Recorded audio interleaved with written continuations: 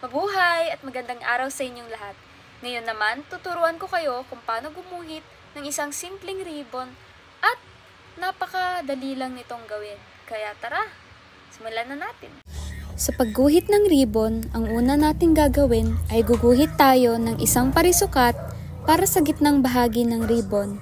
Ito ang magiging pangunahing bahagi ng ribbon. At para sa pinaka-base at hugis ng ribbon, guguhit tayo ng dalawang parang puso ang hugis sa magkabilang dulo.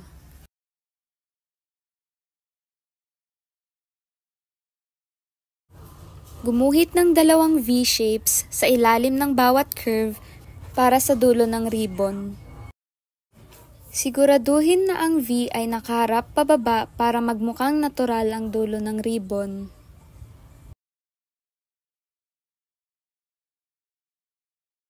Dagdagan ng bahagyang kurba ang mga dulo ng ribbon para magmukhang natural ang pagkakapila o pag-flutter ng ribbon.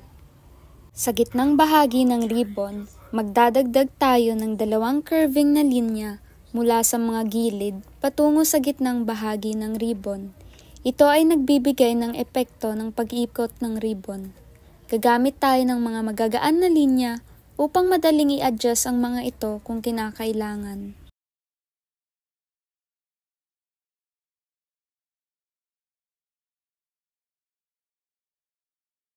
Identify the light source. Sa mga lugar na may overlap, tulad ng kung saan magmi-meet ang mga loop, maglagay ng darker shading para ipakita ang depth.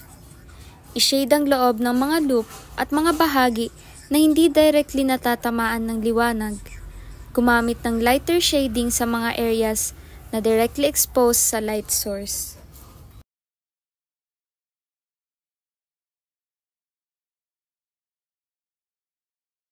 Sa parteng ito, nagsishade lang ako ng mga kailangan i-shade. Pwedeng optional nyo lamang ito gawin, pero kung mas gusto nyong mas realistic ang inyong drawing,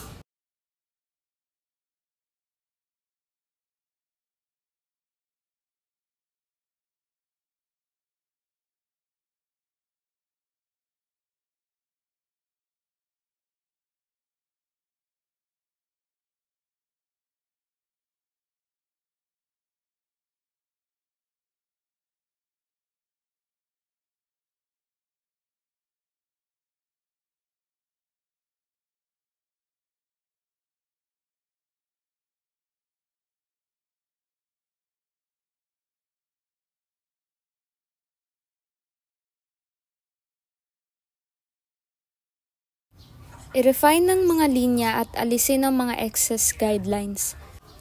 Pwede mo rin i-darken ang mga outer edges ng ribbon para magmukhang sharp at defined. Kung may pattern ang ribbon tulad ng stripes o kaya ng dots, idagdag ito pagkatapos ng shading para magmukhang mas dynamic ang ribbon. Huwag kalimutan na i-outline ang ribbon gamit ang makapal na linya para maging malinaw ang hugis. Sa bawat bahagi ng ribbon, gumuhit ng mga kurba na nagbibigay diin sa pagyuko at pag-ikot ng ribbon.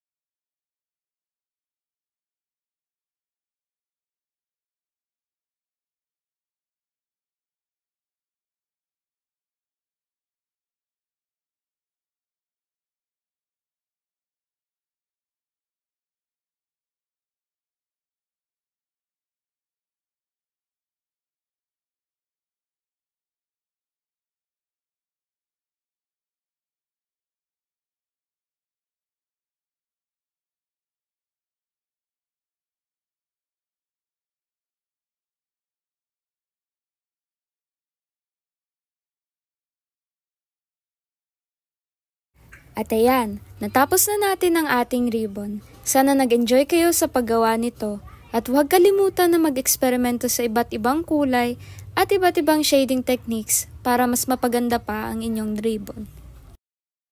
At tapos na rin ang ating ginuhit na isang simpleng ribbon.